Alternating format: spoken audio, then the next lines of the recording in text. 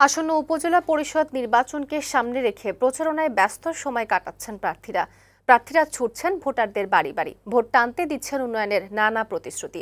এদিকে নির্বাচনকে সামনে রেখে প্রার্থী ও ভোট সংশ্লিষ্টদের সাথে মতবিনিময় সভা করেছেন নির্বাচন কমিশনাররা। প্রথম ধাপের নির্বাচন যথাসময়ে হবে বলে জানান তারা। সংবাদদাতাদের পাঠানো তথ্যচিত্রে খালিদ হাসানের প্রতিবেদন। আগামী ৮ মে প্রথম ধাপে ১৪৮ উপজেলা পরিষদ নির্বাচনের ভোট গ্রহণ হবে। ভোটের দিন যত কাছে আসছে, প্রার্থীদের ব্যস্ততাও বাড়ছে। তীব্র গরম উপেক্ষা করেই প্রচারণা চালিয়ে যাচ্ছেন প্রার্থীরা।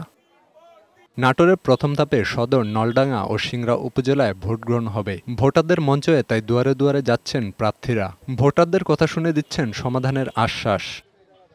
দিনাজপুরের হাকিমপুরে গণসংযোগে ব্যস্ত চেয়ারম্যান প্রার্থী হারুনুর রশিদ হারুন। সবাইকে ভোট কেন্দ্রে উপস্থিত হওয়ার আহ্বান জানান তিনি। অন্য প্রার্থীরাও প্রচারণা চালিয়ে যাচ্ছেন।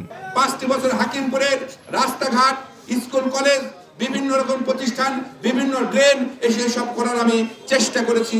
এদিকে মাদারীপুর সদর উপজেলা নির্বাচনের চেয়ারম্যান প্রার্থী পাবেলুর রহমান শফিক নির্বাচনী আচরণবিধি লঙ্ঘনের অভিযোগ এনেছেন স্থানীয় সংসদ সদস্য শাহজাহান খানের বিরুদ্ধে। দুপুরে সংবাদ সম্মেলনে এ অভিযোগ করেন তিনি। শফিক খান বলেন, ছেলে আসিফুর রহমান খানকে বিজয়ী করতে শাহজাহান খান প্রভাব বিস্তার করছেন। তবে আসিফুর রহমান খান এ অভিযোগ অস্বীকার করেছেন।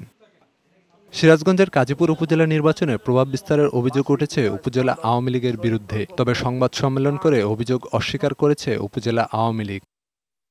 এদিকে প্রথম ধাপের উপজেলা নির্বাচনের ভোট গ্রহণ সামনে রেখে চট্টগ্রাম, ঠাকুরগাঁও, রাজবাড়ী ও চুয়াডাঙ্গায় প্রার্থীসহ নির্বাচন সংশ্লিষ্টদের সাথে মতবিনিময় করেছেন ইসি কমিশনাররা। তারা বলেন, নির্বাচন সুষ্ঠু ও শান্তিপূর্ণ করতে ইসি থেকে সব ধরনের ব্যবস্থা নেওয়া হয়েছে। ভোটারদের কেন্দ্রে গিয়ে ভোট দেওয়ার আহ্বান জানান তারা। তাদের সবার সাথে সভা করেছি, সেখানে একটাই বার্তা দেওয়া হয়েছে যে কোনো রকম প্রভাব এখানে বিস্তার করা যাবে না। সেই ধরনের কিছু হলে সেটা আমাদের যে আচরণ বিধিমালা আছে সে গরমের কারণে প্রথম ধাপের নির্বাচনের ভোট গ্রহণ পেছানোর সুযোগ নেই বলে জানান ইসি কমিশনাররা। ডেস্ক রিপোর্ট, বৈশাখী সংবাদ।